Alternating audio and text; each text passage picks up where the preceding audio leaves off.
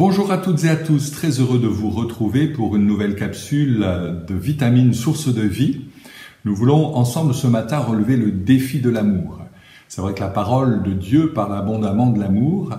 Le Seigneur Jésus lui-même en a parlé et nous lisons dans Jean chapitre 15 verset 12 les mots suivants. « Voici mon commandement, dit Jésus, aimez-vous les uns les autres comme je vous ai aimé. » C'est vrai que aimer les autres peut paraître simple à lire, mais en pratique, comment faire?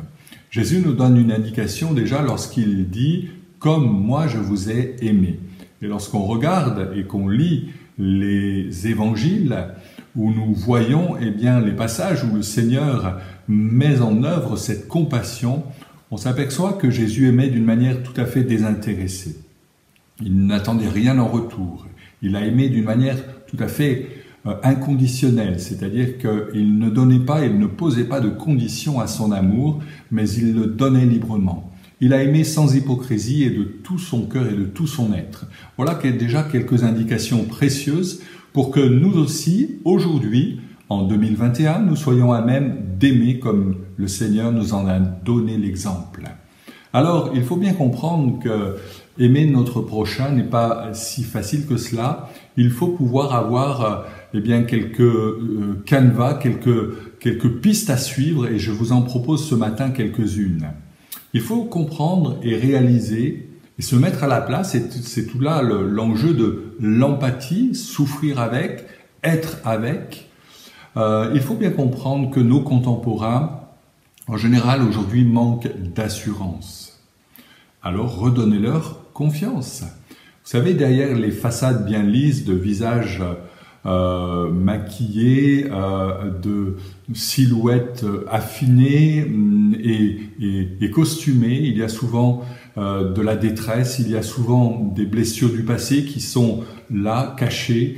Il y a la crainte d'un avenir incertain, d'autant plus après l'année 2020 que nous venons de vivre.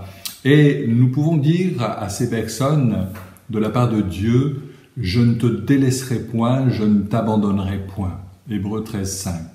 Et je crois que c'est important de leur faire réaliser que même si autour de nous des choses s'écroulent, des pans entiers de ce en quoi nous avions assurance hier s'écroulent, l'amour de Dieu reste et subsiste. Il est immuable, il demeure éternellement.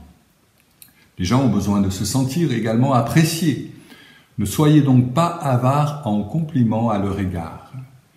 Quelqu'un a dit « un compliment vaut mieux que 1000 critiques acerbes ».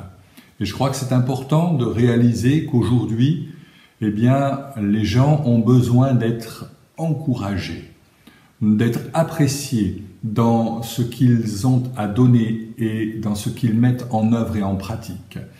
Il y a tellement autour de nous de personnes qui ne s'attendent plus à recevoir un quelconque compliment de la part de qui que ce soit. Alors, soyez ce vecteur de bénédiction, soyez comme Barnabas, un fils et une fille d'exhortation, d'encouragement. Les gens espèrent aussi connaître des lendemains meilleurs. Encore une fois, après l'année 2020, marquée par le sceau de cette pandémie mondiale, combien les gens aspirent à un avenir meilleur. Donnez-leur de l'espérance. Faites-leur comprendre que leur avenir sera meilleur que dans la mesure où ils accordent à Dieu la première place dans leur existence. Donnez-leur le goût et le désir de pouvoir prier avec foi celui en qui jusqu'alors ils ne croyaient pas, qu'ils ne voient pas par leurs yeux, mais qui pour autant est bien vivant et présent. La parole de Dieu affirme « Tant que le roi resta fidèle au Seigneur, Dieu le fit prospérer. » Et je crois qu'il y a là une grande vérité où celui qui place sa confiance en Dieu va voir sa vie modifiée, changée, transformée, en mieux, évidemment. Et puis, les gens ont besoin d'être compris. Écoutez-les, soyez attentifs. Ne soyez pas de ceux qui, les écoutez d'une oreille, tandis que de l'autre, vous avez votre casque relié à votre smartphone pour écouter toutes sortes de nouvelles sans importance. Mais prenez le temps d'écouter sérieusement votre interlocuteur.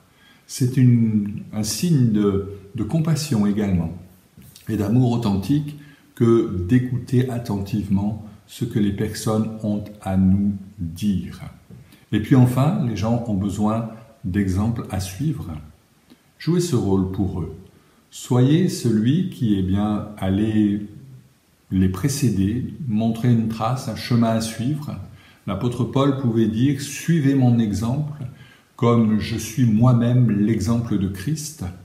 Et nous pouvons bien véritablement réaliser toute l'importance et l'impression que nous pouvons laisser sur nos proches, sur nos amis, nos collègues de travail, dans la mesure où nous sommes de ceux qui nous plaçons devant le Seigneur tout d'abord, afin de pouvoir ensuite exercer une influence positive auprès des autres.